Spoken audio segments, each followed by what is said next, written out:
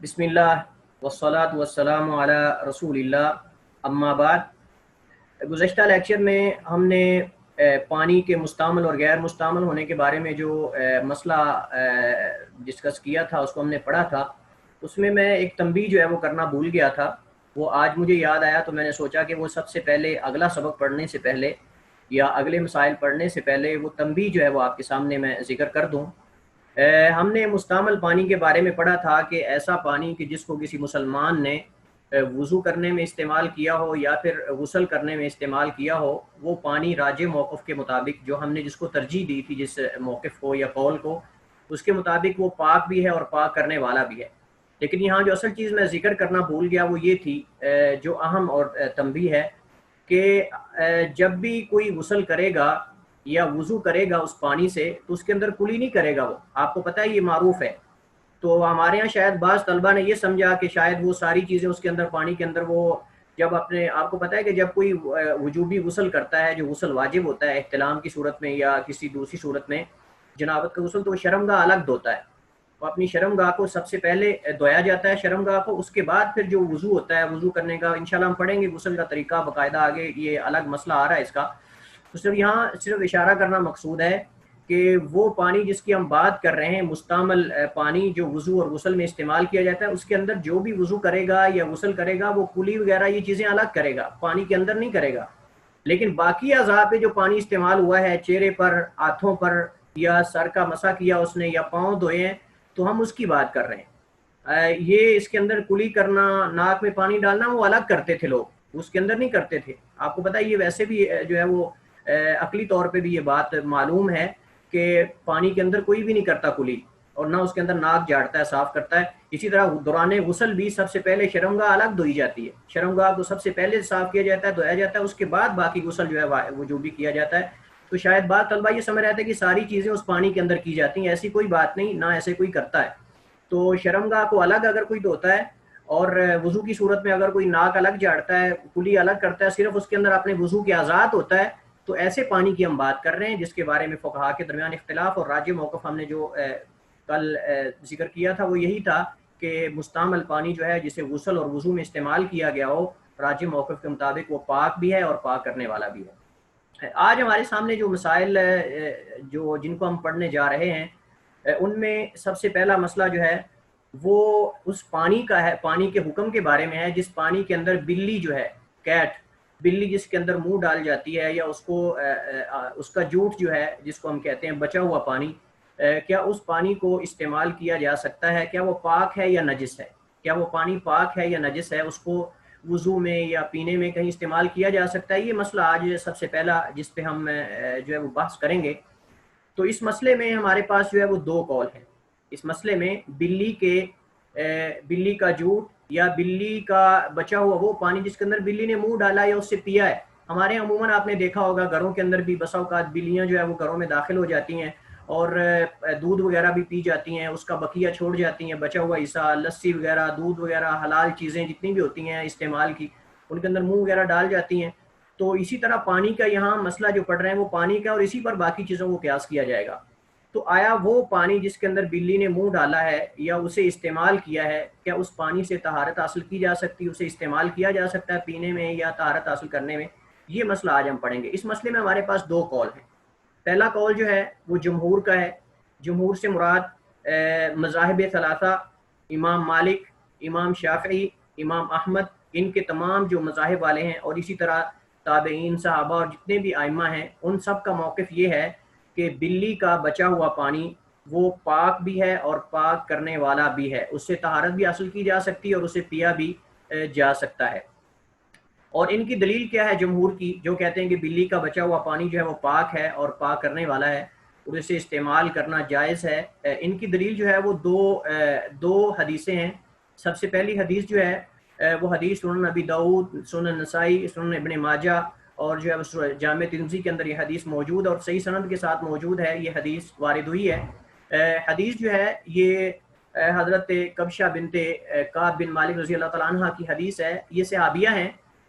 ابو قتادہ انصاری جو ہیں رضی اللہ تعالیٰ عنہ، یہ ان کی بہو ہیں اور ان کے بیٹے عبداللہ کی بیٹی ہیں، ان کے بیٹے عبداللہ کی بیوی ہیں، اور حضرت ابو قتادہ کی یہ بہو ہیں، حضرت کبشہ صحابیہ ہیں، فرماتی ہیں کہ حضرت ابو قتادہ جو ہیں یعنی ان کے سسر حضرت ابو قتادہ جو ہیں وہ داخل ہوئے، فسکبت لہ ماء، تو میں نے فسکبت لہ وضوءہ یا وضوءا، کہ میں نے ان کے لیے وضو کا پانی جو ہے وہ انڈیلنا شروع کر دیا، یعنی انہیں وضو کروانا شروع کر دیا۔ آپ کو میں نے شروع میں بتایا تھا جب ہم نے طہارت کی تعریف جو ہے وہ کی تھی، تو میں نے آپ کو بتایا تھا کہ طہور اور وضو میں کیا فرق ہے۔ میں نے آپ کو بتایا تھا کہ جب واو کی پیش کے ساتھ پڑھا جائے وضو تو اس سے مراد ہے وضو کرنا، اور جب واو کی زبر کے ساتھ پڑھا جائے وضو تو اس سے مراد ہوتا ہے وضو کرنے کا پانی، جسے وہ پانی جس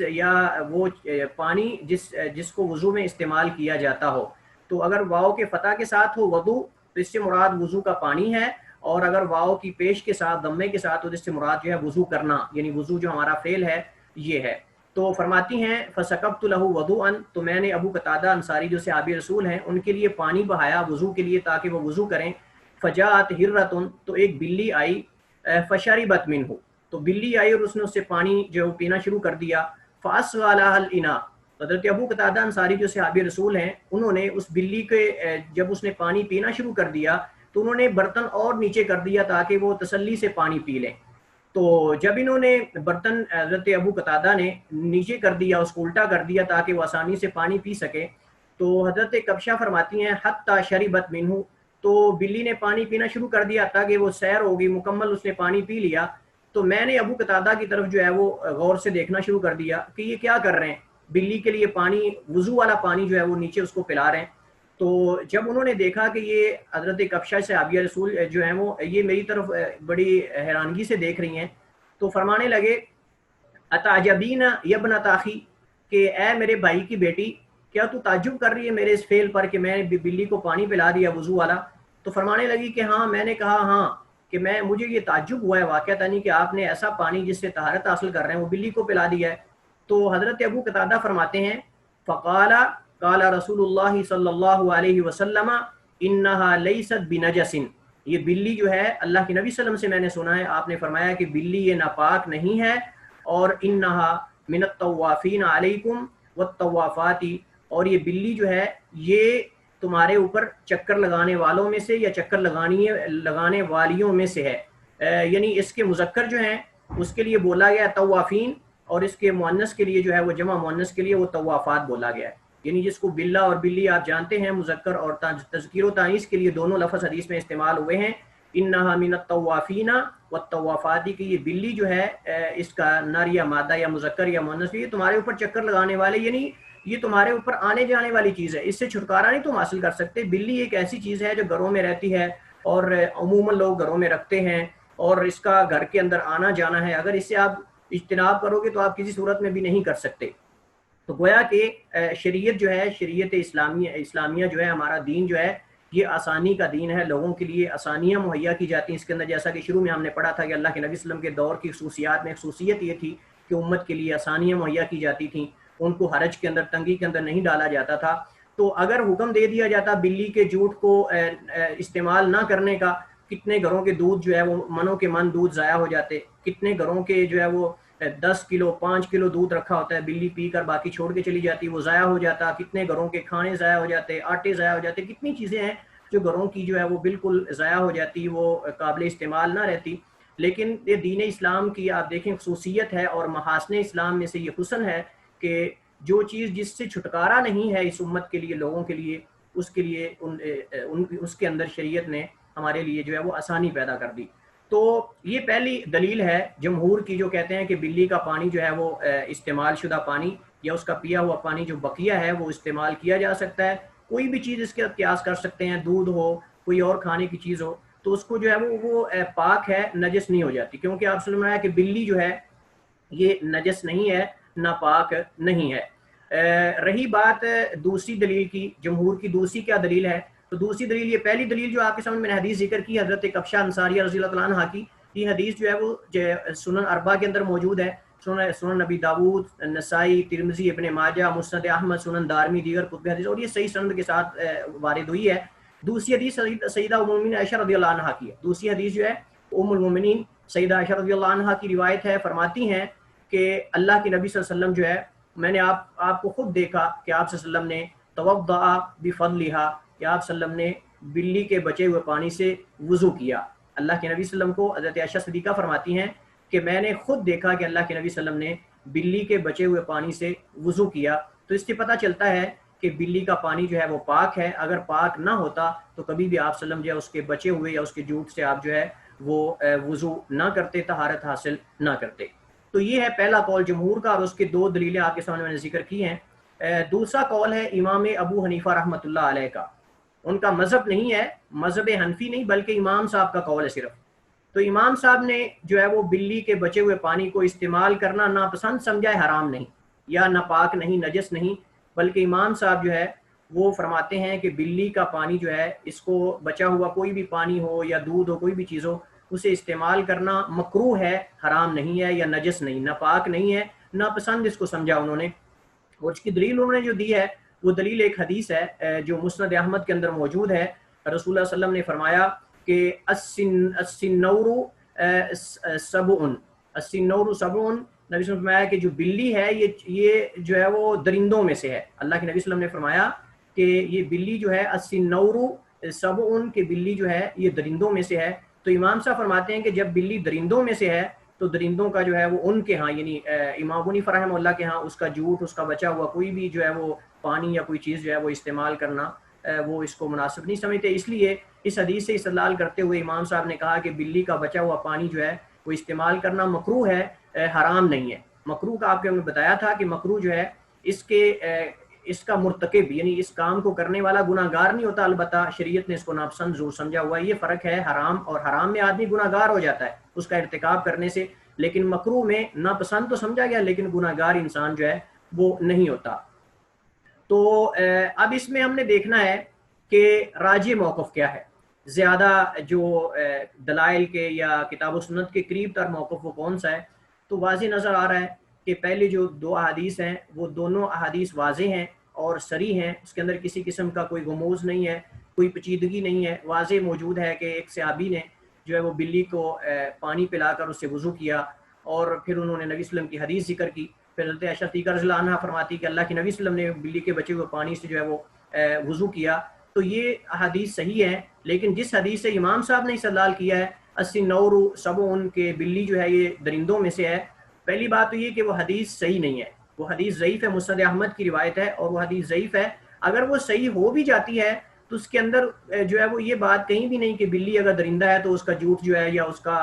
بچا ہوا پانی استعمال نہیں ہو سکتا، کیونکہ بعض درندے ایسے ہیں کہ شریعت نے ان میں گنجائش رکھی ان کا بچا ہوا پانی استعمال کرنے کی، جیسا کہ انشاءاللہ ہم آگے مسئلہ پڑھیں گے کہ حضرت عمر فاروق رضی اللہ تعالیٰ عنہ نے اللہ کے نبی صلی اللہ علیہ وسلم سے سوال کیا تھا کہ پانی جو باہر تالاب ہوتا ہے، بارشوں کا پانی اکٹھا، اس سے درندے بھی آ کر پانی پیتے ہیں، تو کیا ہم اس پانی کو استعمال کر سکتے ہیں؟ تو وہ انشاءاللہ مسئلہ آگے آئے گا، ہم پڑھیں گے۔ تو ہر درندے کا جوٹ بچا ہوا پانی جو ہے وہ ناپاک نہیں ہوتا۔ تو اس وجہ سے اگر یہ بلی کو درندوں میں شمار کیا بھی جاتا ہے تو اس سے کوئی دلیل نہیں ملتی کہ اس کا بچا ہوا پانی جو ہے وہ استعمال کرنا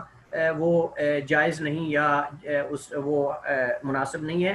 تو اس مسئلے میں راجح موقف جو ہے وہ یہی ہے کہ بلی کا بچا ہوا پانی ہو یا دودھ ہو، کوئی بھی چیز ہو، اسے استعمال کیا جا سکتا ہے اور پانی سے طہارت بھی حاصل کی جا سکتی ہے۔ اگلا مسئلہ جو ہمارے پاس ہے یہ متفرقات ہیں، یعنی چھوٹے چھوٹے مسئلے ہیں اس باب کے اندر، یعنی آپ سمجھ لیں کہ کچھ کا تعلق پانیوں کے ساتھ ہے، کچھ کا تعلق جو ہے وہ کسی اور چیز کے ساتھ ہے، تو اس لیے انہوں نے مؤلف نے متفرقات کا عنوان دیا ان کو۔ تو دوسرا مسئلہ جس کو ہم پڑھنے جا رہے ہیں وہ ہے برف کا پانی، یعنی ایسا پانی جو برف پگھلنے سے ایک جگہ جمع ہو جاتا ہے یا برف کو پگھلا دیا جائے، تو کہ ایسے پانی سے طہارت حاصل کی جا سکتی ہے یا نہیں۔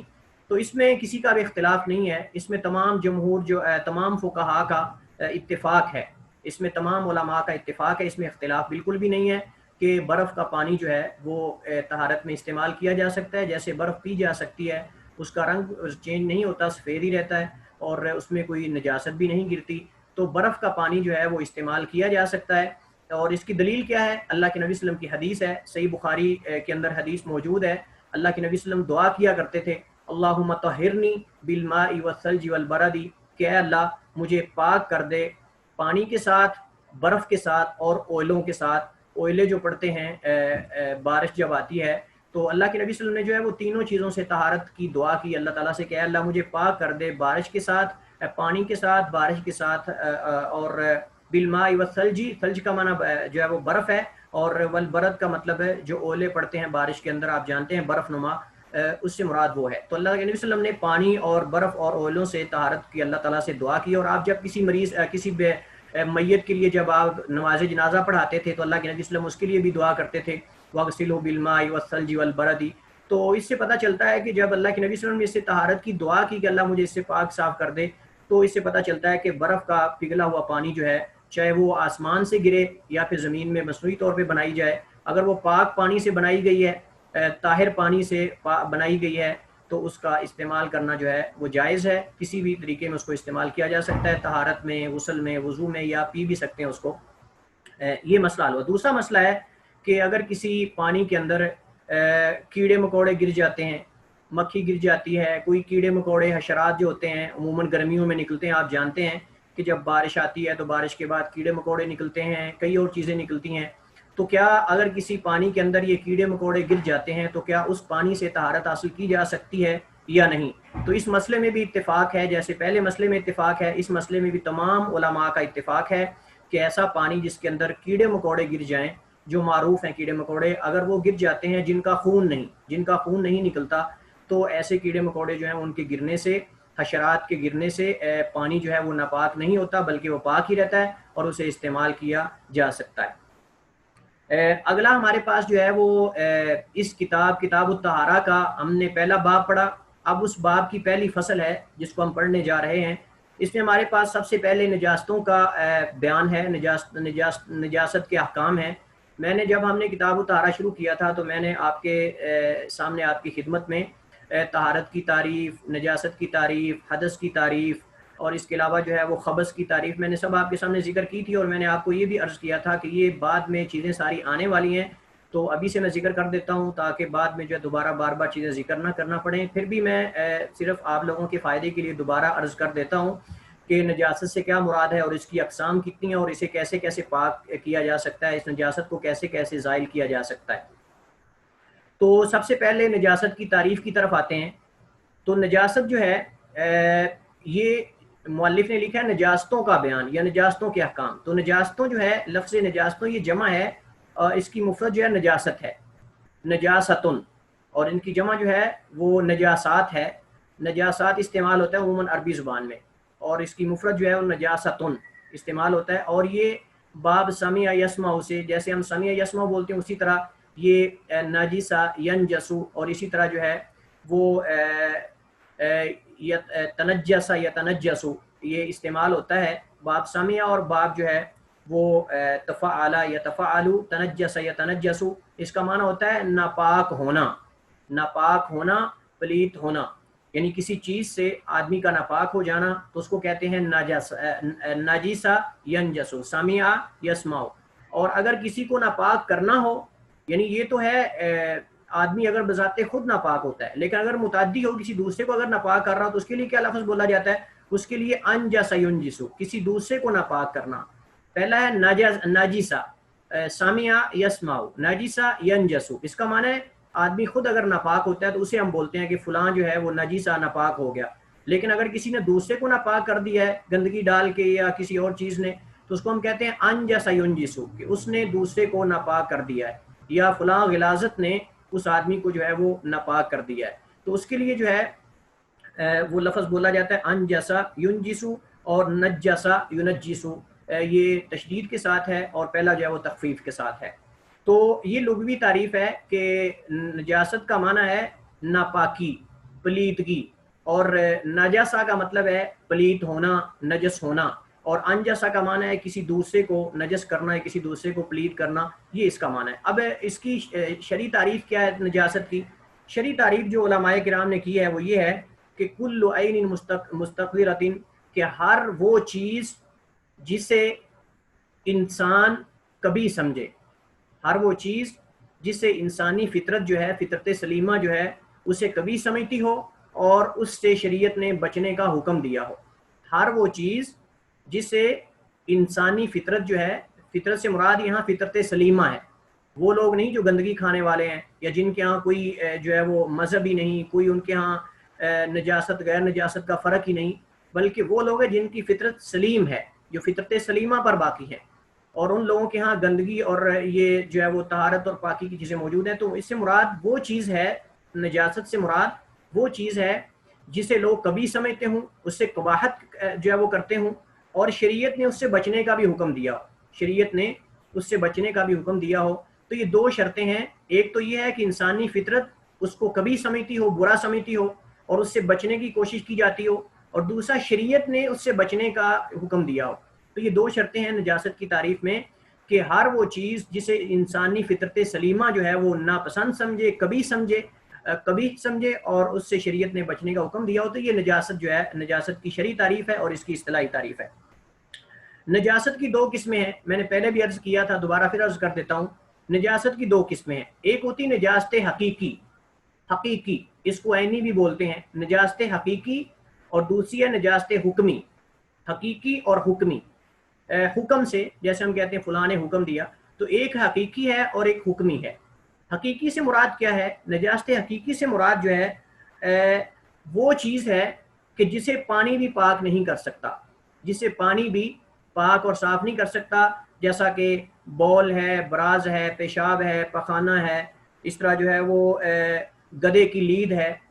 گدے کی لید جو ہے وہ یہ بھی بذات خود نجس ہے، بے عینی ہی، یعنی یہ پوری یہ چیز ہی، اس میں ہمارا پانی ڈالتے بھی جائیں گے تو یہ لید کو تو ہم پاک نہیں نہ کر سکتے۔ اسی طرح پیشاب جو ہے بذات ہی یہ عین ہے، یہ چیز بذات خود نجس ہے، تو اس کو پاک نہیں کیا جا سکتا، چاہے آپ جتنی مرضی جو ہے وہ لیبارٹریز میں ان کو ڈال لیں، جہاں مرضی آپ ان کا جو ہے وہ ان کی صفائی کر لیں، ان کو استعمال نہیں کیا جا سکتا۔ مطلب یہ ہے کہ ایسی چیزیں جو بذات خود نجس ہیں، کچھ ہوتی ہیں کسی دوسری نجاست کے لگنے سے نجس ہو جاتی ہیں، یہ حکمی ہیں، لیکن وہ چیزیں جو بذات خود نجس ہیں یہ اس کو حقیقی بولتے ہیں، نجاست حقیقی، جیسا کہ گدے کی لید ہے، اس طرح انسان کا جو ہے وہ پیشاب ہے، اور اس طرح جو ہے اس کے اندر اور کیا چیزیں آتی ہیں، خون ہے، خون بھی اس کے اندر آتا ہے۔ تو یہ چیزیں جو ہیں یہ نجاست حقیقی میں داخل ہوتی ہیں، تو ان کو پانی بھی پاک نہیں کر سکتا، ان کو پانی بھی پاک نہیں کر سکتا۔ البتہ بعض علماء نے اس میں استثناء رکھا ہے، وہ کہتے ہیں کہ اگر گدے کی لید جو ہے وہ باہر صحرا میں پڑی رہے کافی دیر تک، اور اس کے اندر مٹی شامل ہو جائے، مٹی بن جائے، مٹی کی طرح ہو جائے، تو اس صورت میں وہ مٹی کے حکم میں ہوگی، لیکن بصورت دیگر جو ہے اس کو جو ہے وہ استعمال نہیں کیا جا سکتا۔ تو یہ نجاست جو ہے وہ عینی ہے یا نجاست حقیقی ہے۔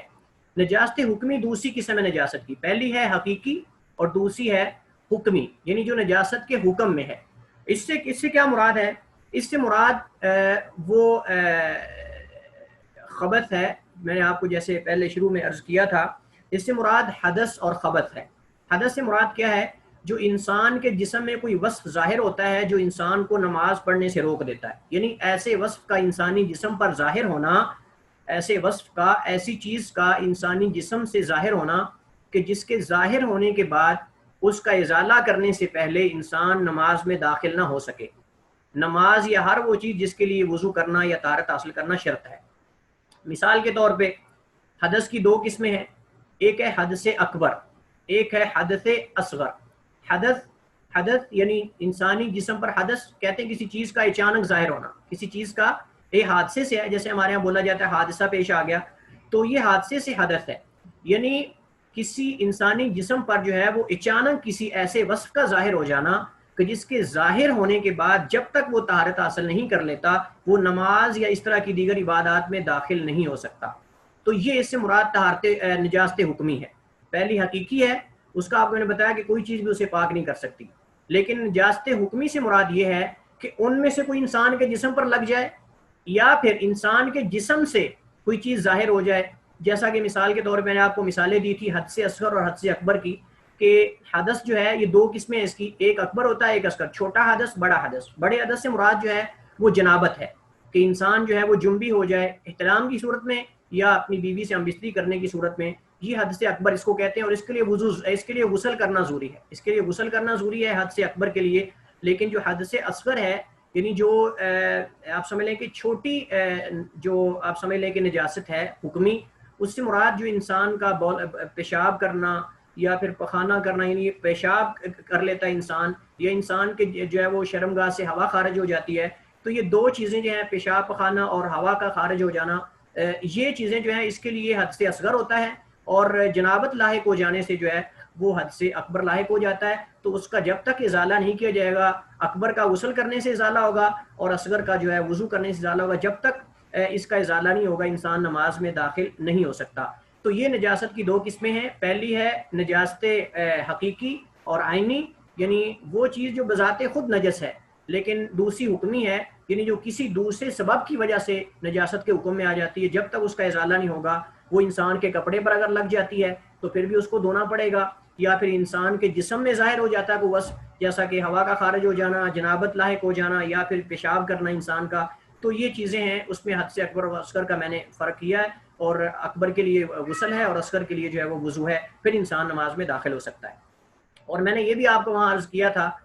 کہ اس میں طہارت کے جو ہے وہ 3 طریقے ہیں. اس میں طہارت کے 3 طریقے ہیں اور 3 ہی قسمیں ہیں نجاست کی. نجاست کی، اس نجاست کی یعنی جو حکمی ہے، حکمی نجاست کی 3 قسمیں ہیں. پہلی قسم ہے مغلظہ، یعنی سخت قسم کی. اب یہ سمجھ لیں جیسے ہمارے ہاں سائز ہوتے ہیں کپڑے کے، بچوں کے کپڑے یا بڑوں کے کپڑے کے، ہم کہتے ہیں یہ لارج ہے، یہ میڈیم سائز ہے، اور یہ جو ہے وہ سمال ہے. تو آپ یہی سمجھ لیں کہ لارج، میڈیم اور سمال جو ہے اس پہ آپ قیاس کریں نجاست کو. کچھ نجاست کی قسمیں، حکمی نجاست کی قسمیں ایسی ہوتی ہیں جو لارج یعنی بہت بڑی ہوتی ہیں، سخت ہوتی ہیں، ہارڈ قسم کی ہوتی ہیں. ان میں حکم بھی جو ہے وہ 7 بار دھونے کا دیا گیا ہے. کچھ نجاستیں ایسی ہوتی ہیں حکمی جو انسانی جسم پر ظاہر ہوتی ہیں یا لگتی ہیں، اور ان کا حکم جو ہے وہ میڈیم ہوتا ہے. میڈیم کا مطلب درمیانہ ہوتا ہے، وہ نہ زیادہ سخت ہیں اور نہ بالکل زیادہ خفیف ہیں. تو اس میں دھویا تو جاتا ہے، لیکن پہلے کی طرح نہیں جیسے 7 دفعہ دھویا جاتا ہے اس طرح نہیں، بلکہ 3 دفعہ یا اس کی نجاست زائل کرنا ہی ہے مقصد، چاہے 1 دفعہ دھونے سے ہی ہو جائے. تیسری قسم ہے آپ سمجھ لیں سمال، یعنی خفیف، بالکل ہلکی نجاست، اور اس سے مراد بچے کا پیشاب ہے. اس سے مراد جو ہے وہ چھوٹے بچے کا پیشاب ہے جو دودھ پینے والا ہے. شرط ہے ساتھ دودھ پینے والے بچہ ہو، خوراک کھانے والا نہ ہو، ماں کا صرف دودھ پینے والا جو بچہ ہے اس کے پیشاب کو نجاست جو ہے وہ آپ سمجھ لیں سمال نجاست ہم کہہ سکتے ہیں، بالکل ہلکی نجاست ہم کہہ سکتے ہیں. بالکل لو جو ہے وہ درجے کی نجاست جو ہے وہ ہے بچے کا پیشاب. ایسا بچہ جو صرف ماں کے دودھ پر انحصار کرتا ہے، کوئی اور چیز نہیں کھاتا، ساتھ اس کو اور کوئی خوراک نہیں دی جاتی. اب جو نجاست مغلظہ ہے، جو لارج یعنی بڑی، جو سب سے بڑی نجاست ہے، اس کو کیسے پاک کیا جائے گا؟ اس کی مثال کیا ہے؟ اس کی مثال جو ہے وہ کتا ہے. کتا ہے، اگر کتا کسی برتن کے اندر منہ ڈال جاتا ہے تو اس برتن کو نبی صلی اللہ علیہ وسلم نے فرمایا کہ 7 بار دھویا جائے گا. اولاہن بالتراب او اخراہن. راوی کو شک ہے، جو حدیث کو روایت کرنے والے ہیں ان کو شک ہوا ہے کہ پہلی بار دھویا جائے گا مٹی کے ساتھ یا پھر آخری بار. تو گویا کہ کتے کی نجاست جو ہے یہ نجاست بڑی نجاست ہے، یہ بہت ہارڈ قسم کی نجاست ہے. اس کو 7 بار دھونے کا شریعت نے حکم دیا ہے، رسول اللہ صلی اللہ علیہ وسلم نے، اس لیے اس کو بولا گیا سخت قسم کی نجاست. تو حدیث میں آتا ہے کہ کتا اگر کسی برتن کے اندر اذا ولغ الکلب فی اناء احدکم فلیغسلہ 7 مرات، کہ جب تم میں سے اگر کسی کے برتن کے اندر کتا منہ ڈال جائے تو رسول اللہ صلی اللہ علیہ وسلم نے فرمایا کہ اس کو 7 بار دھویا جائے، اور پہلی بار یا آخری بار مٹی کے ساتھ دھویا جائے. تو اس سے پتہ چلتا ہے کہ کتے کی نجاست جو ہے وہ نجاست جو ہے وہ ہارڈ ہے، سخت قسم کی ہے، اور یہ پہلے درجے کی ہے. اس کے بعد درمیانے درجے کی میڈیم سائز آپ سمجھ لیں یا نارمل آپ سمجھ سکتے ہیں، وہ نجاست ہے آدمی کا پیشاب ہو گیا، پخانہ ہو گیا، یا پھر مردار ہو گیا، مردہ جانور ہو گیا، اس کی نجاست ہوگی، یا پھر جو ہے وہ انسانی شرمگاہ سے مرد کے مزی کا خارج ہونا، مزی کا ودی کا خارج ہونا، یا پھر عورت کے جو مینسز کا خون ہوتا ہے، جو بلڈ ہوتا ہے، یہ بھی اس متوسط میں درمیانی قسم میں آتا ہے. تو اس کو صرف اس میں مقصد 7 بار دھونا نہیں، بلکہ صرف اس کا جو ہے وہ ازالہ کرنا مقصود ہے. چاہے وہ 1 بار دھونے سے ہو جائے، چاہے وہ 1 بار ہی پانی ڈالنے سے اگر صاف ہو جاتی ہے تو وہ کافی ہے. لیکن پہلی قسم جو ہے ہارڈ قسم کی جو نجاست ہے اس کے اندر شریعت نے 7 بار دھونے کا حکم دیا ہے. تیسری قسم ہے سب سے ہلکی لو کوالٹی کی نجاست جو ہے آپ سمجھ لیں بالکل لو نجاست جو ہے آخری درجے کی، وہ ہے چھوٹے بچے کا پیشاب. چھوٹے بچے کا پیشاب جو ہے جو دودھ پینے والا ہے، صرف ماں کے دودھ پر اکتفا کر رہا ہے، یا پھر وہ دودھ جو ہے وہ گائے بھینس کا ہو یا پھر مصنوعی دودھ ہو، صرف دودھ پینے والا جو بچہ ہے اس کا حکم کیا ہے؟ اس کو صرف خالی چھینٹے مارنے سے جو ہے وہ نجاست زائل ہو جائے گی. اور اس کے لیے اس کو دھونا جو ہے وہ ضروری نہیں ہے. اس وجہ سے اس کو ہلکی نجاست کہا گیا ہے, اس کو جو ہے وہ درمیانی یا ہارڈ قسم کی بڑی نجاست نہیں کہا گیا. انشاءاللہ یہ تفصیلی مسائل آگے آئیں گے, اختلافات. یہ تو ہم نے صرف ٹو دی پوائنٹ ذکر کیا ہے یہ مسائل کہ ان کو کیسے کیسے نجاست کو زائل کرنا ہے, لیکن تفصیلی اس کا اختلاف اور اقوال اس کے انشاءاللہ آگے ہمارے سامنے جو ہے وہ آئیں گے. سب سے پہلا مسئلہ ہمارے پاس جس کو ہم یہاں پڑھیں گے اس نجاستوں کے ضمن میں یا نجاستوں کی اقسام میں, وہ ہے بچی یا بچے کا پیشاب. بچی یا بچے کا پیشاب, ایسی بچی جو صرف ماں کا دودھ پی رہی ہے, ساتھ خوراک وغیرہ کوئی چیز اس کو نہیں دی جا رہی, اور ایسا بچہ جو ابھی تک صرف ماں کے دودھ پر یا مصنوعی دودھ پر اکتفا کر رہا ہے, وہ ساتھ کوئی اور خوراک وغیرہ جو ہے وہ اس کو نہیں دی جا رہی, سیریلائک وغیرہ اس کو کوئی دیگر خوراک کی چیزیں اس کو اگر نہیں دی جا رہی, تو اس کی ہم بات کر رہے ہیں. اس کا کیا حکم ہے؟ تو اس کے بارے میں ہمارے پاس 3 اقوال ہیں, لیکن معتبر 2 قول ہیں. تیسرا قول جو ہے اس کا میں نے آپ کو بتایا تھا کہ عموماً ہم مذاہب اربعہ کو ہی پڑھیں گے. اگر کوئی تیسرا قول قابل ذکر ہوا یا معتبر ہوا تو ذکر کریں گے, ورنہ اس کو ذکر کرنے کی ضرورت نہیں ہے. تو مین ہمارے پاس 2 قول ہیں اس مسئلے کے اندر. بچی اور بچے کے پیشاب کو اگر آپ کے کپڑے پر یا کسی جگہ پر بچہ پیشاب کر دیتا ہے, ایسا بچہ یا بچی جو دودھ پینے والے ہیں, تو کیا اس کو دھویا جائے گا یا چھینٹے مارے جائیں گے؟ یہ مسئلہ ہے ہمارے پاس جس کو ہم ڈسکس کریں گے. اس میں 2 قول ہیں. پہلا قول ہے اس میں پہلا قول جو ہے وہ ہے شافعیہ اور حنابلہ کا. شافعیہ اور حنابلہ یعنی امام شافعی اور ان کے پیروکار, اور امام احمد بن حنبل اور ان کے پیروکار جو ان کے مذاہب کے علماء ہیں, ان کا قول ہے. اور اکثر تابعین کا بھی یہی قول ہے, اکثر ائمہ مجتہدین کا بھی یہی قول ہے کہ بچی کے پیشاب کو دھویا جائے گا اور بچے کے پیشاب پر چھینٹے مارے جائیں گے. یہ فرق ہے کہ پہلا قول, اور یہ قول جو ہے شافعیہ کا ہے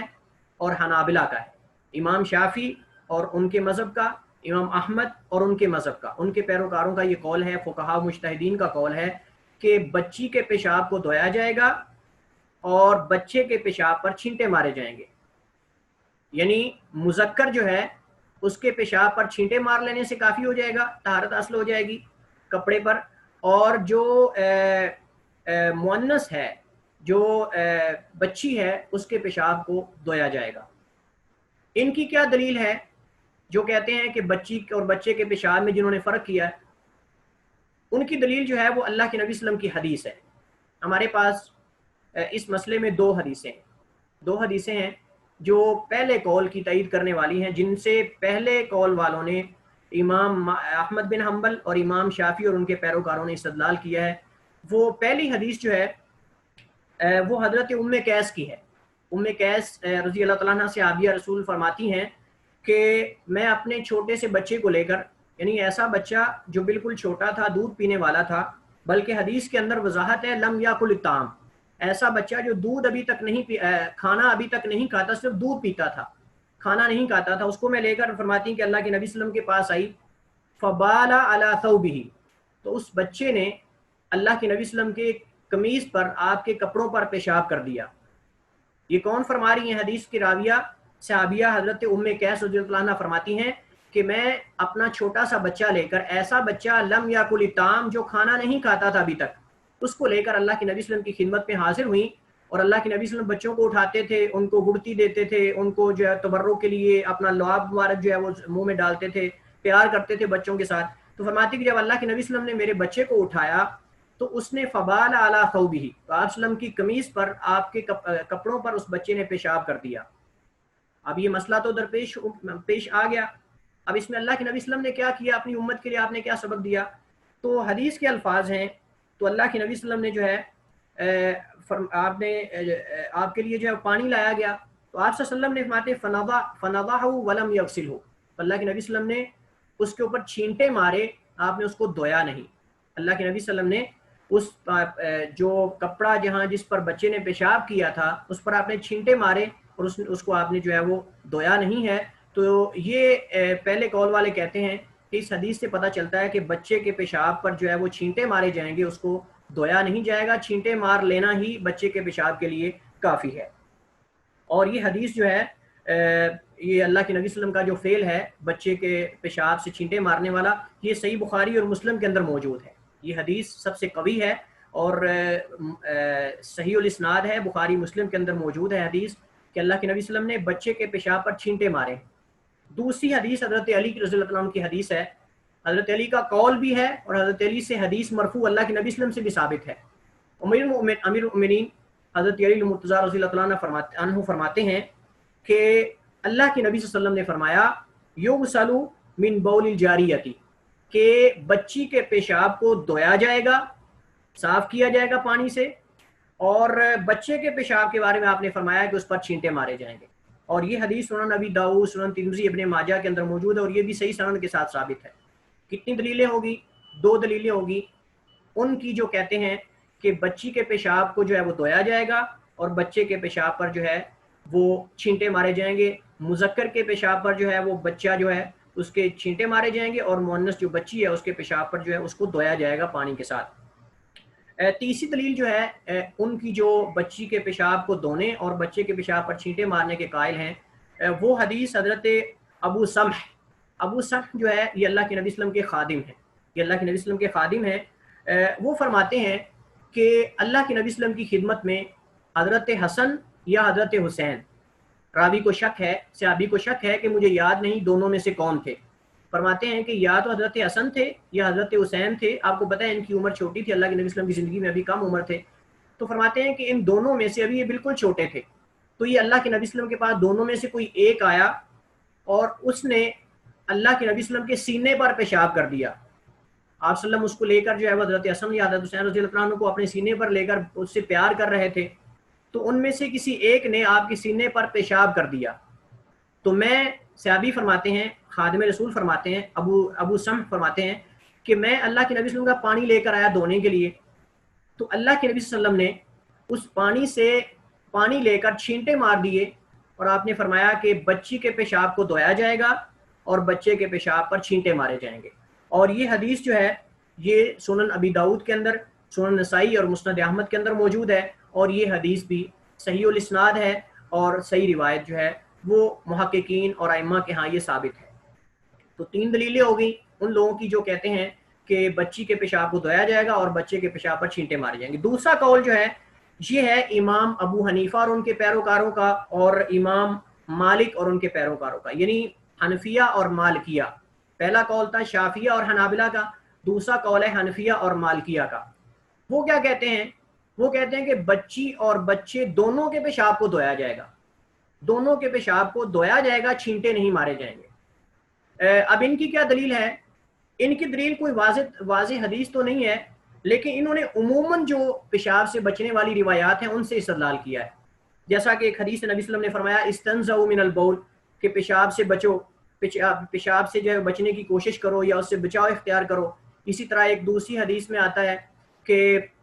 اللہ کے نبی صلی اللہ علیہ وسلم جا رہے تھے، صحیح بخاری مسلم کے اندر روایت موجود ہے، تو آپ نے دیکھا کہ قبر والوں کو عذاب ہو رہا ہے، تو آپ نے فرمایا کہ انہما یعذبان وما یعذبان بکبیر، کہ دونوں کو عذاب ہو رہا ہے اور ایسے گناہ پر ہو رہا ہے کہ جسے یہ چھوٹا سمجھتے تھے، یعنی عموماً لوگ چھوٹا سمجھتے ہیں. ان میں سے آپ نے فرمایا کہ ایک آدمی چغل خور تھا، چگلی کرتا تھا لوگوں کی، اس کو عذاب ہو رہا ہے، اور دوسرا فرمایا کہ جو اپنے پیشاب کے چھینٹوں سے نہیں بچتا تھا. اس حدیث کے بعض الفاظ میں صرف خالی بول کا ذکر ہے، پیشاب کا ذکر ہے، اس کے پیشاب کا ذکر نہیں، یعنی صرف یہ ہے کہ پیشاب سے نہیں بچتا تھا. لیکن بعض روایات میں وہ واضح موجود ہے کہ اپنے پیشاب سے نہیں بچتا تھا، اپنے پیشاب کے چھینٹوں سے نہیں بچتا تھا. تو ان دونوں حدیثوں سے جو مطلق پیشاب سے بچنے کے بارے میں ہے، ان سے استدلال کرتے ہوئے امام ابو حنیفہ اور ان کے پیروکار اور امام مالک اور ان کے پیروکار جو ہیں انہوں نے کہا کہ بچی اور بچے دونوں کے پیشاب کو دھویا جائے گا. چھینٹے مارنا بچے کے پیشاب پر کفایت نہیں کرے گا، بلکہ دونوں کا پیشاب نجس ہے اور دونوں کو دھونے سے ہی اس کی طہارت حاصل ہو سکتی ہے. بصورت دیگر جو ہے ان دونوں سے طہارت حاصل نہیں کی جا سکتی. تو اب یہاں رہی بات اس میں راجح موقف کی، تو یہ آپ کو میں بتا چکا ہوں کہ جن احادیث سے امام ابو حنیفہ رحمۃ اللہ علیہ،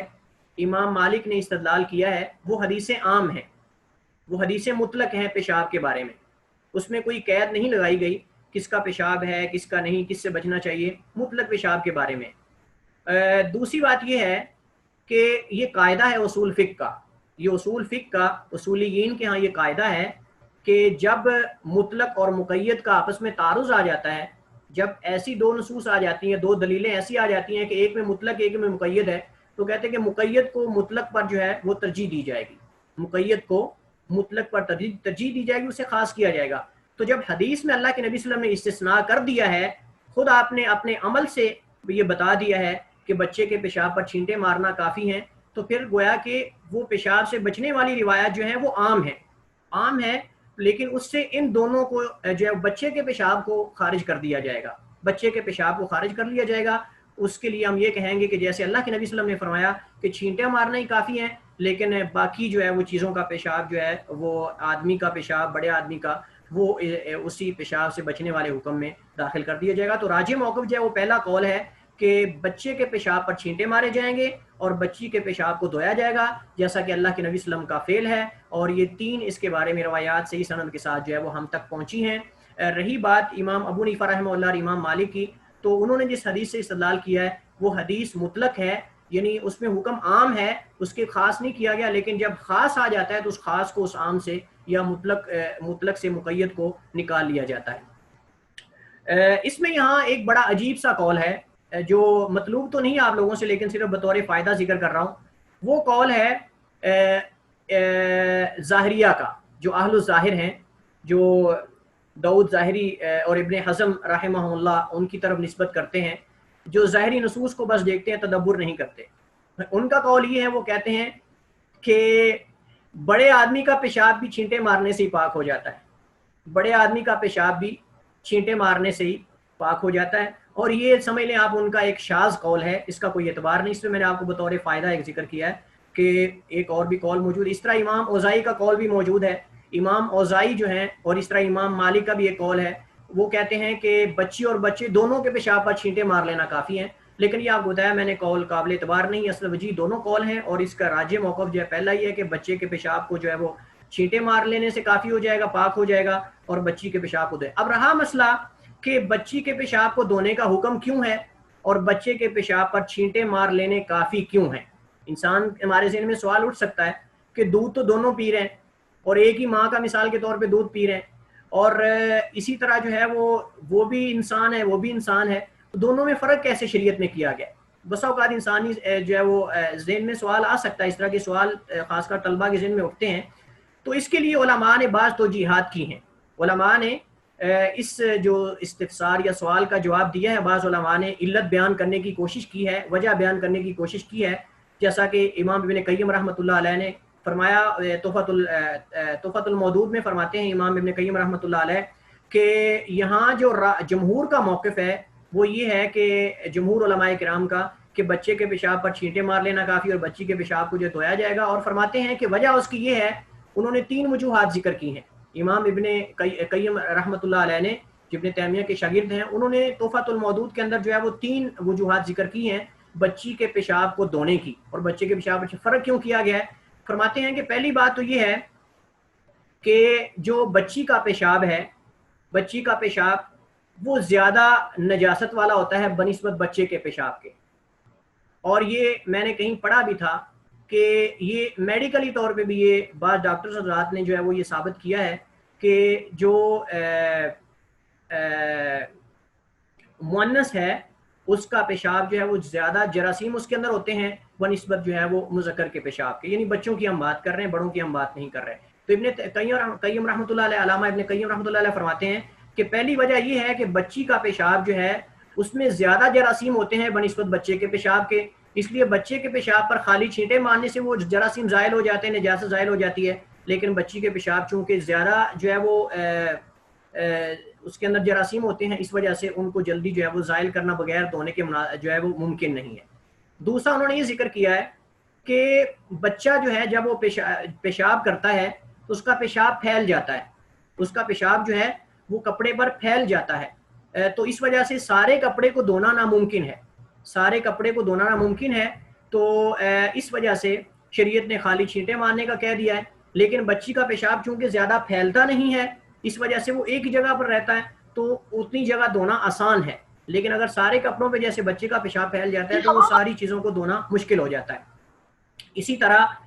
تیسری انہوں نے وجہ یہ بیان کی ہے ابن قیم رحمۃ اللہ علیہ نے، فرماتے ہیں کہ بچی اور بچے کے پیشاب میں جو فرق کیا گیا وہ اس وجہ سے کہ بچے کو اکثر لوگ اٹھاتے ہیں، بچے کو دودھ پینے والے بچے کو زیادہ لوگ اٹھاتے ہیں، اور یہ انسانی فطرت بھی ہے، بیٹوں کو پسند کیا جاتا ہے اور زیادہ لوگ چاہتے ہیں، اکثر باہر بھی لے کے چلے جاتے ہیں، لیکن بیٹیوں کو لوگ کم اٹھاتے ہیں۔ تو شاید انہوں نے کہا کہ یہ بھی وجہ ہو سکتی ہے، یہ صرف ایک آپ سمجھ لیں کہ اندازہ ہے، لیکن حدیث کے اندر کوئی اس طرح کی وضاحت موجود نہیں ہے۔ علماء نے توجیہ کرنے کی کوشش کی ہے، تو وہ کہتے ہیں کہ بچے کو چونکہ زیادہ اٹھایا جاتا ہے تو اگر اس کو دھونے کا حکم دے دیا جائے تو پھر کتنے لوگ جو ہے بار بار اٹھاتے ہیں، بچہ بار بار پیشاب کرے گا، تو یہ گویا کہ ایک مشقت میں ڈالنے والی بات تھی، تو اللہ کے نبی صلی اللہ علیہ وسلم نے آسانی کے لیے جو ہے وہ چھینٹے مارنا ہی کافی قرار دیا۔ لیکن بچی کو چونکہ کم اٹھایا جاتا ہے، اگر وہ ایک بار پیشاب کرتی کسی نے اٹھایا تو اس کو جو ہے وہ دھو لیا جائے تو یہ ممکن ہے اور اس میں کوئی مشقت نہیں ہے۔ تو یہ تین وجوہات ہیں جو ابن قیم رحمۃ اللہ علیہ نے ذکر کی ہیں، اور یہ صحیح بھی ہو سکتی ہیں، غلط بھی ہو سکتی ہیں، لیکن صرف یہ توجیحات ہیں علماء کرام کی، حدیث کے اندر اس کے بارے میں کوئی وضاحت موجود نہیں۔ ہمیں شریعت نے حکم دیا، ہم اس پہ عمل کریں گے، ضروری نہیں کہ ہمیں علت کا پتہ چلے۔ یہ احکام جو ہوتے ہیں یہ تعبدی ہوتے ہیں، یہ عبادت کے لیے ہم کرتے ہیں، عبادت سمجھ کر، اللہ اس کے رسول کی اطاعت سمجھ کر کرتے ہیں۔ اگر علت بیان کر دی جائے وجہ تو اچھی بات ہے، پتہ چل جائے، لیکن اگر پتہ نہیں بھی چلتا ہمیں علت کا یا سبب کا تو ہم نے تو عمل کرنا ہی کرنا ہے، ہمیں تو حکم دیا گیا ہے، یہ تعبدی حکم ہے۔ اگر علت پتہ چل جائے تو اچھی بات ہے، مطمئن ہو جاتا ہے انسان، لیکن اگر نہ بھی پتہ چلے تو پھر بھی ہمیں اطمینان کے ساتھ اللہ کے نبی صلی اللہ علیہ وسلم اور قرآن و حدیث پر ہمیں عمل کرنا چاہیے۔ اسی پر اکتفا کرتے ہیں، انشاءاللہ باقی کچھ مسائل ہیں وہ اگلے لیکچر میں انشاءاللہ پڑھیں گے۔ آپ کو میرے خیال میں کورس مل چکا ہوگا۔ اگلا مسئلہ جو ہم پڑھیں گے وہ جانوروں کے، حلال جانوروں کے، ایسے جانور جن کا گوشت کھایا جاتا ہے، پرندے یا جانور، ان کے پیشاب کے بارے میں، ان کے جو ہے وہ گوبر کے بارے میں انشاءاللہ وہ مسئلہ پڑھیں گے ہم، اور اسی طرح جو ہے وہ کتے کے لعاب کے بارے میں انشاءاللہ وہ ہم مسئلہ پڑھیں گے، کتا نجس ہے یا نہیں۔ انشاءاللہ کچھ مسائل ہیں مزید جو اگلے لیکچر میں انشاءاللہ پڑھیں گے۔ اسی پر اکتفا کرتے ہیں۔ اگر کسی اسٹوڈنٹ کے پاس، کسی طالب علم کے پاس، کسی بھائی یا بہن کے بعد جو ہے وہ کوئی سوال ہو تو آپ سوال جو ہے وہ کر سکتے ہیں۔ اللہ تعالیٰ سے دعا ہے اللہ تعالیٰ ہمیں جو ہے وہ حق کو حق سمجھنے، اس پر عمل کرنے کی توفیق عطا فرمائے، اور باطل کو باطل سمجھ کر واضح ہمارے سامنے کر دے اور اس سے ہمیں بچنے کی توفیق عطا فرمائے۔ اللہم آمین۔ استاد جی ایک بات کہنی تھی۔ جی میرے ماشاءاللہ سے 4 بچے ہیں، 2 بیٹیاں ہیں اور 2 بیٹے ہیں نا۔ جی میں نے ایک چیز نوٹ کی ہے کہ جب بچے چھوٹے ہوتے ہیں، خاص طور پر لڑکے، ان کے پیشاب میں اتنی اسمیل نہیں ہوتی، یہ جی شاید مجھے یہ محسوس ہوئی ہو، کیونکہ میرے ماشاءاللہ سے بچے اب تو بڑے ہو گئے ہیں، 13 سال کے، 10 سال کے ہیں، تو جب یہ چھوٹے تھے تو ان کے پیشاب میں سے اتنی اسمیل نہیں آتی تھی جتنی بچی کی آتی تھی، اور جب بچیاں پیدا ہوتی ہیں، بہت چھوٹی ہوتی ہیں، پیدا ہونے کے بعد بھی ان کے جسم سے کچھ مادہ نکل رہا ہوتا ہے جی جس کی جو تھوڑا سا گاڑھا بھی ہوتا ہے، تو جی مجھے لگتا ہے شاید یہ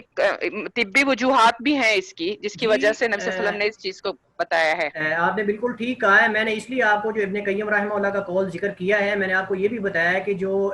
میڈیکلی طور پہ بعض ڈاکٹرز حضرات نے یہ ثابت کیا ہے، یہ ریسرچ کی اس موضوع پر، انہوں نے یہ نتیجہ اخذ کیا ہے کہ واقعتاً ہی بچی کے پیشاب میں جراثیم زیادہ ہوتے ہیں، اور جراثیم زیادہ ہوں گی تو اسمیل بھی زیادہ آئے گی، صاحب اس کی جو ہے وہ آپ سمجھ لیں بدبو بھی زیادہ آئے گی، تو یہ پہلی علت ہے۔ لیکن دوسری جو انہوں نے ذکر کی وہ بھی کچھ قابل توجہ ہیں، معقول ہیں، کہ عموماً آپ نے دیکھا ہوگا کہ بچوں کو ایک آتا ہے اٹھا کر لے جاتا ہے، دوسرا لے جاتا ہے، اگرچہ کوئی اگر بچی زیادہ ہی لاڈلی ہو تو پھر تو سب لیں گے، جن کے گھروں میں بچیاں زیادہ ہوں، آپ جانتے ہیں کہ بعض لوگوں تو اللہ معاف کرے ابھی بھی ان کے اندر جاہلیت موجود ہے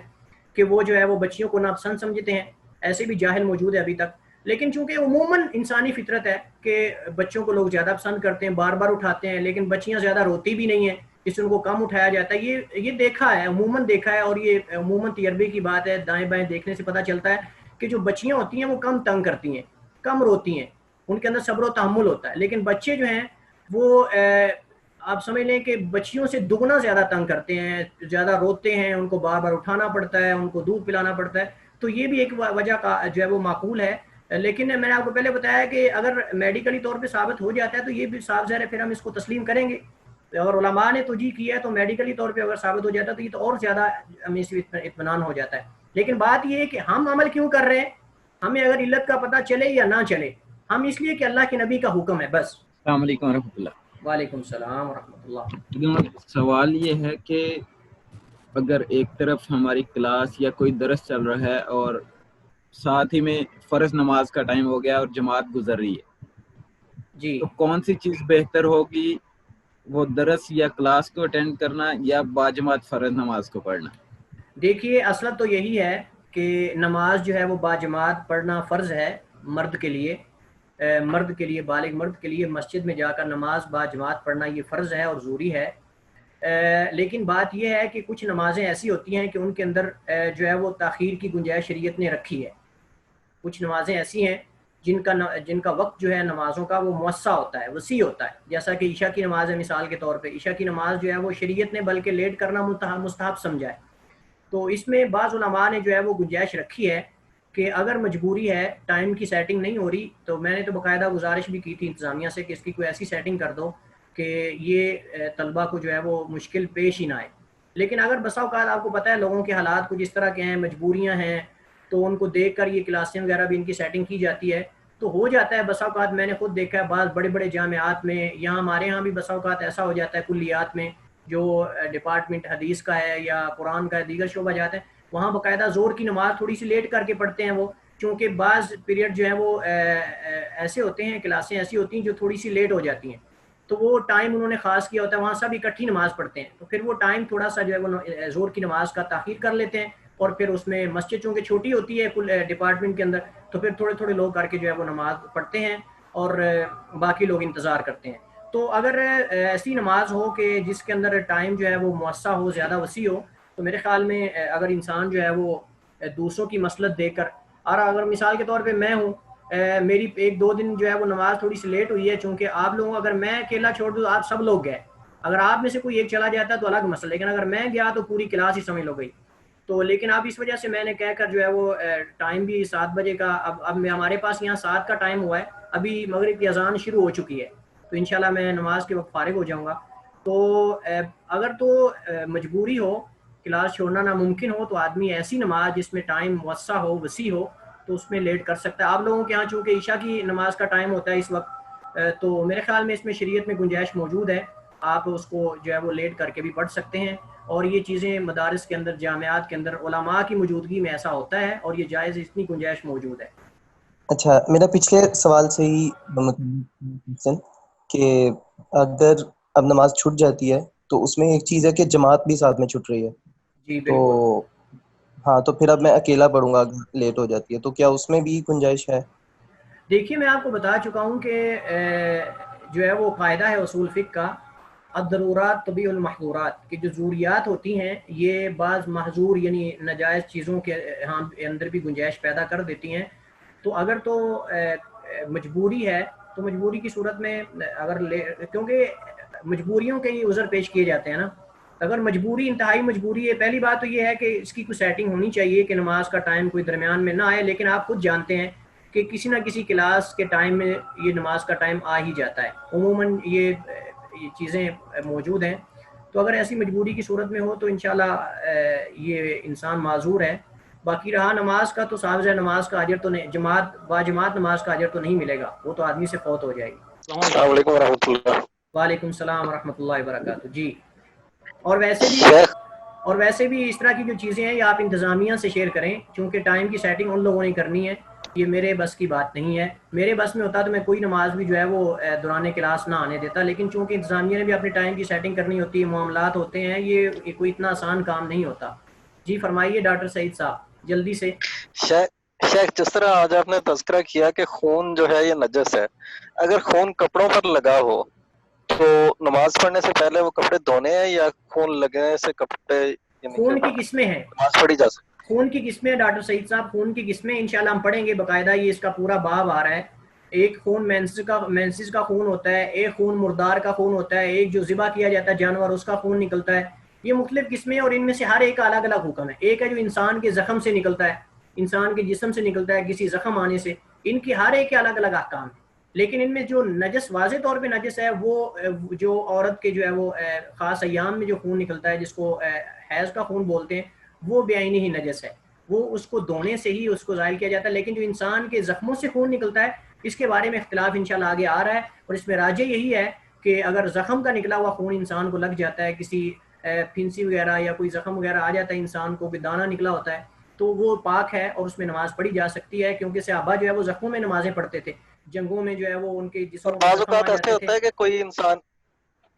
सर बाज़ औक़ात ऐसे होता है कि इंसान के जिस्म पर कोई फिंसी या दाना है, दौरान नमाज उसमें से खून निकल आता है। जी बिल्कुल, यही मैं कह रहा हूँ कि ये मजबूरी है। इसको अगर हम नापाक कह देंगे तो फिर कोई नमाज पढ़ ही नहीं सकता। सहाबा जो है वो जख्मों में नमाजें पढ़ते थे। आजकल तो पट्टियाँ हैं ना, पट्टियाँ लगा लेते हैं, ऊपर प्लस्तर लगा लेते हैं, बड़ा कुछ है, लेकिन उस दौर में कुछ भी नहीं था। एक जंगजू को, एक जो है वो